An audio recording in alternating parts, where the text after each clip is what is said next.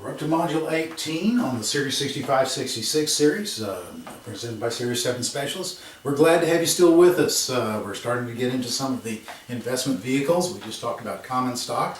Let's go ahead and pick up on preferred stock. And so we're on towards the bottom of page 27. Preferred stocks are not necessarily preferred by individuals. They have a preferential position over the common stock. So they're a senior security to the common stock. But they are still stock, therefore they're going to be junior or subordinated to any debt instrument that you have, okay? So anyway, they are fixed income equity investments. They have typically, they're going to have a fixed dividend that they pay out. All right, so they have a priority claim to dividends and assets versus common shares. So we have to, we talked about that residue, that gooey stuff. Okay, we've got to pay our bills. We've got to pay our employees. We've got to pay the creditors. We've got to pay our lenders. And then if there's any preferred stock, we have to pay preferred stockholders. And then anything that's left over there, that's the residue, the residual assets that the common shareholders are entitled to. Now, because of the fact that it is a fixed income investment, you're not going to get the growth of capital unless you have an interest rate move or something like that. But you're not going to get the growth of capital that you do with common stock. Therefore, the only way to value it is with relation to the dividend. Since that's the case, then if you want to say, how did preferred stocks do today? Well, how did the bond market do today? If the bond market was strong, then preferred stocks were strong. If not, then not. So they'll move with the bond market because they are fixed income investments. Again, typically, you do have some floating rates, what have you. There are all kinds of little quirks that they can put on these things. But for general purposes, think of them as a fixed dividend investment, therefore a fixed income investment to the investor. The advantages of preferred stocks, they're relatively high income because you're fairly low on that priority scale. You're above the common stockholders, but that's it. Okay? And the only redeeming quality is going to be that income. So in order to attract you to that low rung on the ladder, they have to pay a reasonably high dividend rate. Relative safety compared to common. Now, compared to bonds, they're not. They're still equity securities. But relatively speaking, they're safer than common. Reasonable liquidity. Again, most of these things are big enough and actively traded enough. But you get to the preferred stocks, and sometimes you'll have fairly good spreads between the bid and the ask. Okay, where it's not really as easy to get out of it, to turn it into cash. You can do it, but sometimes you take a little bit of a bump in doing so. And then possible cumulative feature and possible convertible feature. So let's just talk about each of these, okay? In both of these, you can say that well, like with the cumulative feature, cumulative comes from a word like cumulate, which sounds like accumulate. Okay? That's a good way to think of it. Because that dividend, if it's not paid, it can accumulate over time. Now, let me just show you what we've got, okay? Let's say that we have a 5%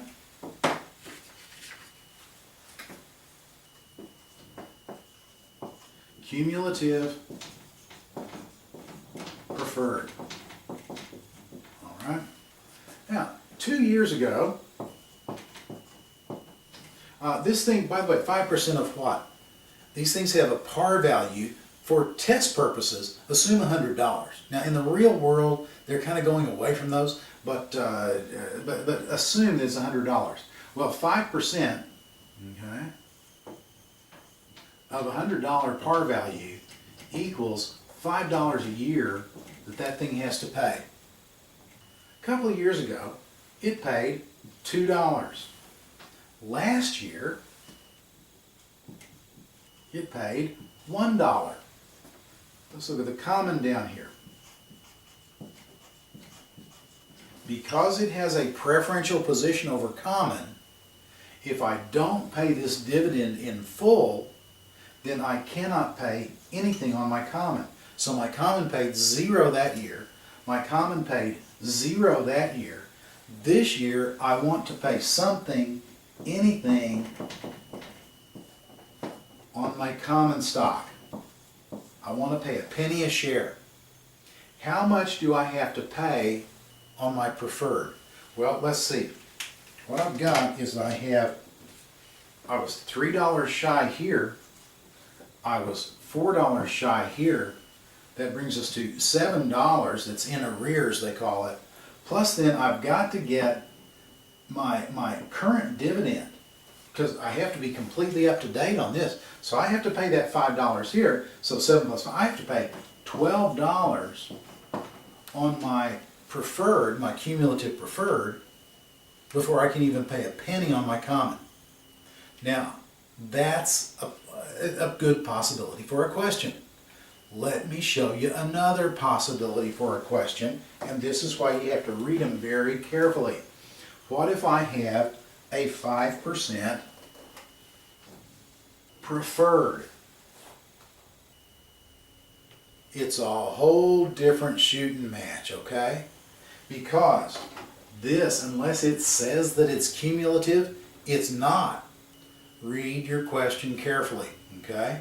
You just got to do it. So, we've got the same situation here, is that 2 years ago, I paid $2 in dividend on my preferred. I can pay nothing in dividend on my common, but very frankly, since it's not a cumulative preferred, there's nothing that goes into arrears. Same thing here. I paid $1 all right, therefore I can pay nothing on my common, but it's not cumulative. There's nothing goes into arrears. So now, if I want to pay something, anything on my common stock, all I have to do on a non-cumulative or a straight preferred is pay this year's dividend. This becomes $5 that I have to pay this year. Read your question carefully. I'll guarantee you if they have this question, or the other question for that matter, they're both going to have $5 and $12 as answer choices.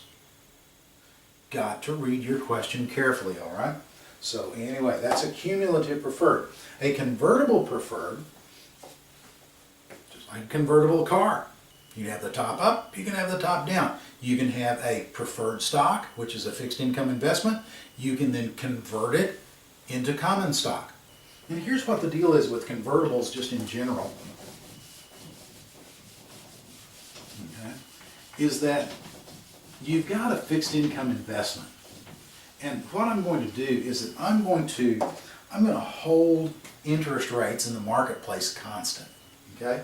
So this is a good interest rate. Okay, or just rate of return on a dividend, since we're talking about a stock.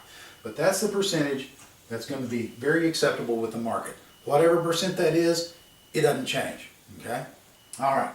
So here's the deal. Our convertible preferred can be converted into common. So let's look at the common. Okay, we'll have the common in red. And the exchange value or conversion value is down below, well, because of the fact that it's paying this dividend, okay, then the convertible preferred is going to stay pretty well solid right there. But then if this thing starts to come up, you reach a certain point where people say, well, you know, hey, I'm getting a big dividend, and one of these days I'm going to be able to convert that into the common. That's looking pretty good. And so then as the convertible continues to move up like so, as the common moves up like so, the convertible is going to kind of track it like so. Usually you've got a little bit of difference here because you are getting a better dividend typically on your preferred than you do on your common. So what it's going to do is that it gives you that downside protection. See, because it didn't do anything here when the stock was down because it was getting that dividend, and it traded like a bond right here. But then once the stock starts to take off, because I can exchange or convert the preferred into the common, it'll take off along with it. So like I say, kind of get the best of both worlds there. they're going to pay less than just a straight preferred with no conversion feature, because that's a very attractive benefit that a lot of folks like. So that's the convertible, and just a real quick story on convertibles. All right, so disadvantages to preferred stocks in general is that you do have a fixed dividend, which leads to interest rate risk, just like a bond. Okay, we'll talk about that when we get to bonds. Okay, but it doesn't typically participate in the growth of the company. This is a special situation. It has no voting rights at all. And so I say that under certain circumstances, but you won't see those circumstances on this test. So if they miss so many dividends in a row, yeah, they'll start to vote. But they're not going to get that deep into it on this test. And then also you have a subordination to bonds. In other words, they're lower on the ladder, on the pecking order. And you always, with any type of fixed income investment, you have purchasing power or inflation risk. We kind of talked about that. Basically, purchasing power risk, way back when, it was possible. I mean, I remember when I went out on a date to a very fancy restaurant, I spent $20. $20. Now, I mean, it's hard to go anyplace. It's hard to get in the door for $20. I mean, I spent $20 on myself. Don't think a thing about it, and more. That's inflation. If you've got like a 4% bond, okay, it's paying out $40 a year. That's dinner for two way back then. It's just maybe possibly a so-so dinner for one now. Inflation. So anyway, let's go ahead and then look at corporate bonds. Corporate bonds, they're debt instruments. They're IOUs. That's all they are. It's just an IOU. Corporation agrees to pay principal. They agree to pay interest. Bonds are safer than stocks. The reason that's broken out as an individual bullet point is, I said go back up and look at that word that's going to do here or here, this way or that way. Just go in there, remembering bonds are safer than stocks.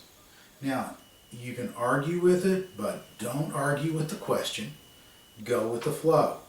If you have someone who's more conservative, tend them more towards the bond side, because that's going to be the safer side. All right, the advantages of corporate bonds are reasonably high income. They do have a preference over any equity security, even your preferreds, when it comes to things going wrong in case we have to liquidate the company. And then there's an obligation to pay interest. There's no obligation at all to pay a dividend. That dividend, IBM, they cut their dividend way back when. Yeah, so what? I'm sorry. Everybody was disappointed, but what do? You kind of grouse around and go on down the road. That's it. That's all you can do. But if these don't pay the interest that they say they are, they go into default, because it's an IOU. It's a contract. So like I said, they have an obligation to pay interest. Good marketability, good liquidity. Not quite as good as common stock, okay? Because they're smaller issues, less trading. A lot of times folks will buy and just hold the darn things. And so you typically can find good liquidity on them. But I wouldn't say that it's excellent liquidity like you have on most stocks. It's easy to judge the credit quality. There are credit rating services that will tell you these are investment grade or these are junk, okay? Speculative or junk bonds. And you can diversify. Adding a bond component to an equity portfolio reduces market risk, and that's what's that different asset class. That's what we refer to when we talk about modern portfolio theory. There have been hundreds of studies that have been done that basically say that what's going to happen is how you want to structure a portfolio is in a manner where you have something that if you've got different sectors, of course, there's going to be a different slices of the pie for different investors and different goals and risk tolerance, what have you.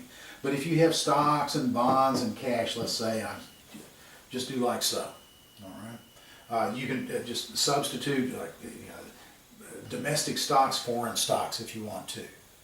Okay, In fact, that's probably a better example, because if you have domestic and then foreign stocks and then bonds, this is a D, believe it or not, there we go. The domestic stocks may work very well. Foreign stocks may take a little bit of a licking. Bonds may be neutral. But the next year, bonds do very well. Foreign stocks do decently, but United States stocks don't really do that well.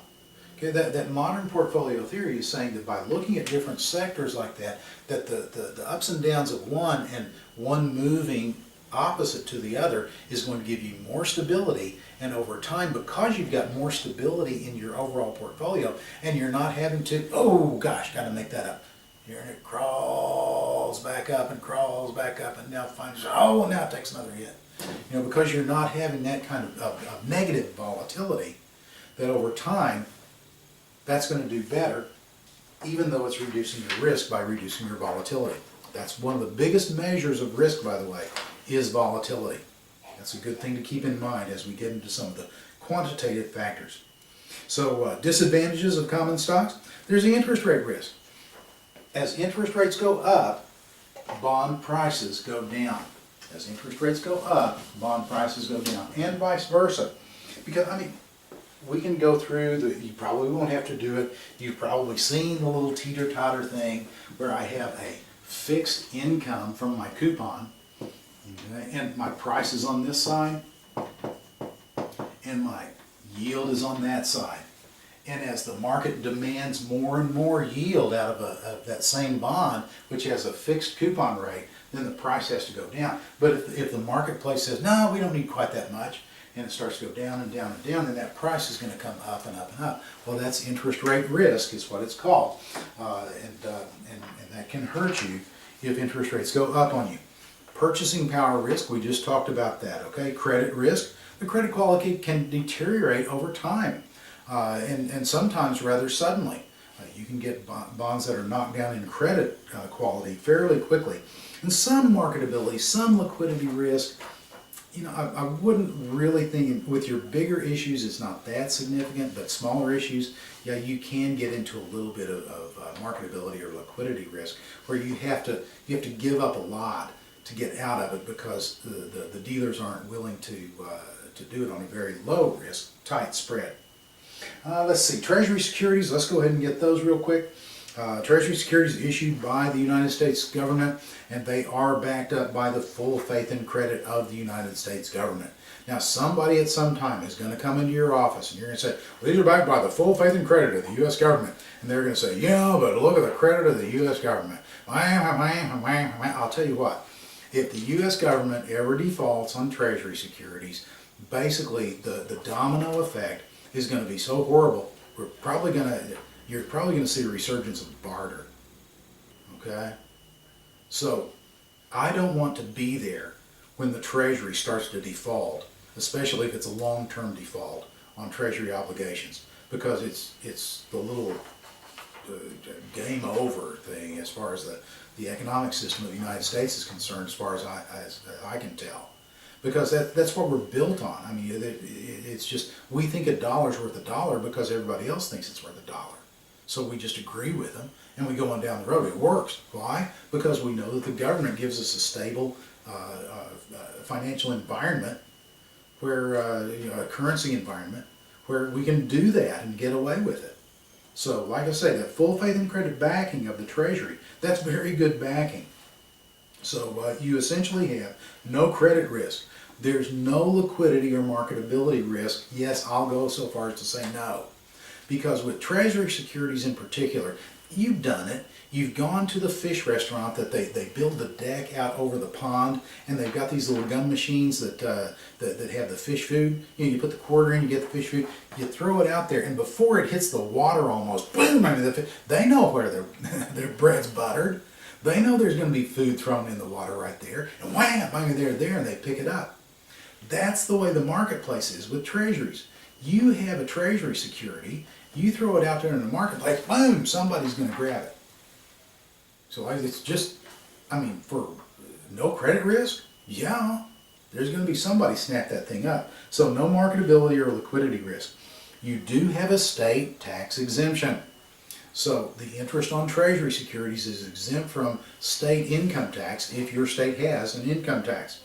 You do, though, have purchasing power risk. I don't care how good the credit quality is. You have something like this, and the market demands more and more yield. That price has just got to go down and down. Okay, so you still have that even with Treasury securities because they are fixed income securities. So the interest rate risk, like I say, you've got that. The Treasury bills, notes, and bonds. If you have some trouble remembering which is which, just remember about your electric bill. Okay? Are you going to be able to put off your electric bill for a couple of years? No, not if you want to be warm and read, okay, or cool in the summertime. So no, it's not happening. You have to pay your bills on a current basis. Treasury bills, you've got 1 month, 3 month, 6 month, and 1 year bills. All right, in fact, they're so short term that what they do is they price them at a discount. You buy a $1,000 Treasury bill for $999.28, and the 72 cents, that's your interest. Okay. Now, Treasury notes are going to be longer. They're going to be issued at their face value, and they're going to be paying interest once every 6 months. They'll start up at 2 years, and let's see, NOTES. Okay, the way you can remember how long the maximum maturity on a Treasury note is, you only think you've seen cheesy, okay? What you do is that you take the S off of the back and put it up front, and take the N off the front and put it in the back. And you'll say the Treasury notes are so 10, like 10 years. Yeah, I can hear the groans already. Yeah, but it works in case you have trouble, okay? And then where those leave off, the Treasury bonds pick up, and they'll go out to 30 years, and they're issued at their full face value or at par and pay interest once every 6 months, okay? And so in any event, you have the Treasury bills, notes, and bonds. You also have Treasury Inflation Protection Securities, or TIPS. And TIPS have a fixed coupon on principal, but the principal adjusts annually by the Consumer Price Index. So that if I have a TIP bond that I buy that pays me 5%, I'm just going to use round numbers for us here, okay? 5%, $1,000 face value. The first year we have 10% inflation measured by the Consumer Price Index. Then the face value of that bond is going to go from $1,000 to $1,100. Now I'll still get 5%, but I'll get 5% on the $1,100. By the way, that increase in principal is going to be currently taxable. Even though I don't get cash for it, I'll pay taxes on it as I go. Okay. So anyway, those are our Treasury securities in addition to corporates. So let's go ahead and take a break here. We'll come back and pick up where we left off, and we'll see you in a few minutes.